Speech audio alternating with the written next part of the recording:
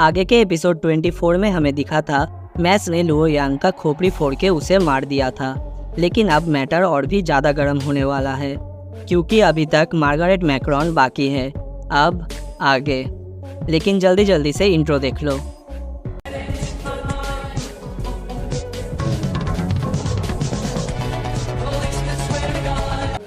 Story के starting में हमें दिखता है मार्गरेट मैक्रॉन मैक्स से मिलने के लिए आया था। अब मैक्रॉन मैक्स को कहता है, इस पल का ही तो मैंने कितने टाइम से वेट किया था मैक्स। अब ये मैक्रॉन का वॉइस सुनकर ही मैक्स को एक अजीब सा फील होता है। अब ये देखकर फिन भी शॉक हो जाता है और मैक्स से कहता है, मैक्स सब ठीक तो है ना। फिन ये पूछता है क्योंकि मैक्रॉन ने जब मैक्स से बात किया था उस वॉइस को सुनकर मैक्स के मसल पर थोड़ा सा दर्द हुआ था।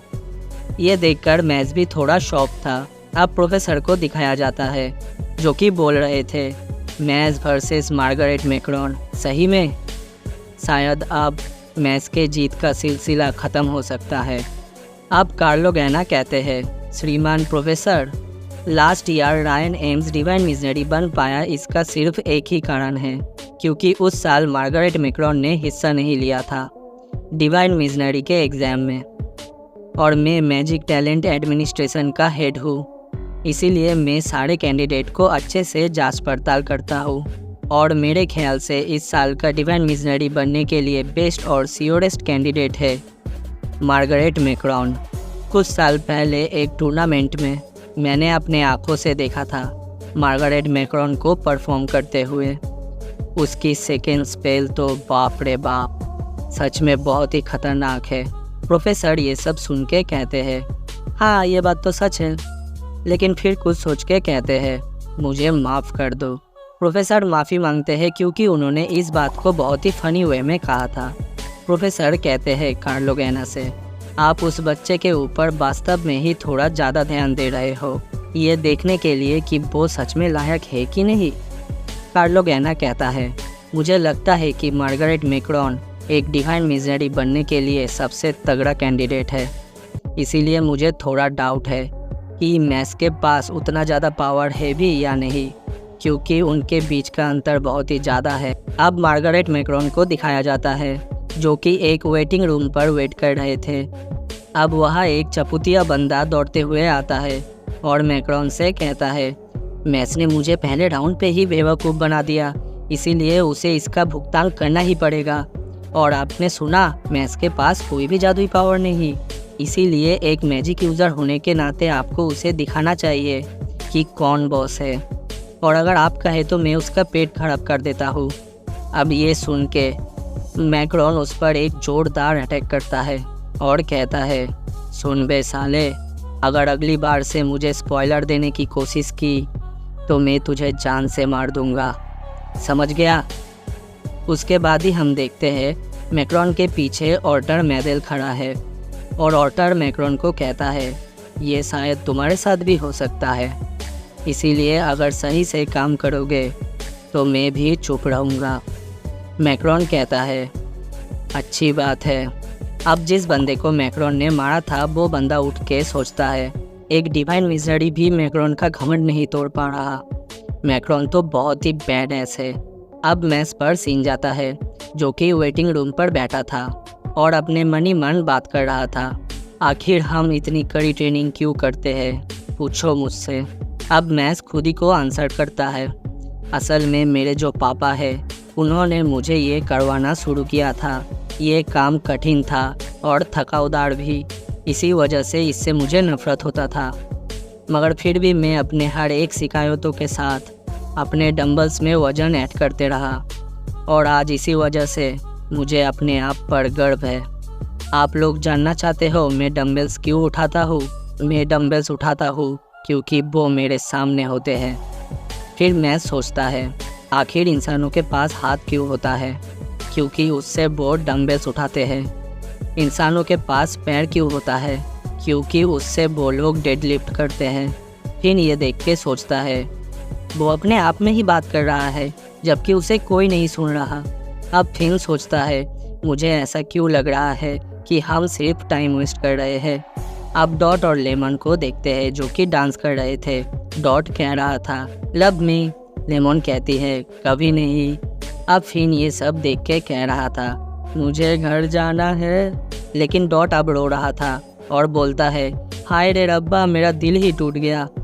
मैस कह रहा था ये तो मेरे प्रोटीन ड्रिंक का टाइम है। डॉट ये देख के कहता है वाह। फिन कह रहा था ये सब तो चपुतिये है। अब मैस कहता है आपको अपने मसल्स को नर्सिंग देना चाहिए, ये भी ट्रेनिंग का ही एक इम्पॉर्टेंट पार्ट है, बहुत ही अच्छा वाला। अब हम देखते हैं कार्लो गैना अचानक से ही इनके टेबल पर आके बैठ जाता है और इनके बातें सुनने लगता है और अपने मन ही मन कहता है मैं आप लोगों के डेडिकेशन का प्रशंसा करता हूँ। मगर फिन उस तरफ गौर नहीं करता और मैस से कह रहा था काश मैं तुम्हारे जैसा बन पाता।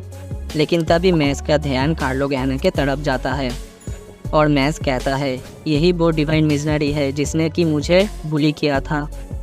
अब सब उस तरफ देखते हैं और कहते हैं क्या एक डिवाइन मिशनरी यहाँ क्या कर रहा है। कार्लो गैना कहता है तुम लोगों ने मेरा ध्यान खींच लिया, इसीलिए मैं यहाँ पर आया हूँ। तो क्या तुम लोग मेरे साथ एक गेम खेलना पसंद करोगे नेक्स्ट राउंड से पहले। लेकिन मैस कहता है नहीं, मैं अभी फ़िलहाल ब्रेक पर हूँ। डॉट ये देख के सोचता है क्या मैस ने अभी एक डिवाइन मिशनरी का इंसल्ट किया। फिर डॉट मैस के कंधे दबाते हुए कहता है भाई तू बहुत आगे जाएगा। मैस कहता है हाँ एकदम टॉप पर। अब कार्लो गैना कहता है मैं मैजिक टैलेंट एडमिनिस्ट्रेशन का हेड हूँ। इसका मतलब कि मैजिक ब्यूरो जो कोई भी ज्वाइन करता है उसका परीक्षा निरीक्षण मेरे द्वारा ही होता है। लेकिन ये सारे बात मैस के दिमाग के ऊपर से जा रहे थे।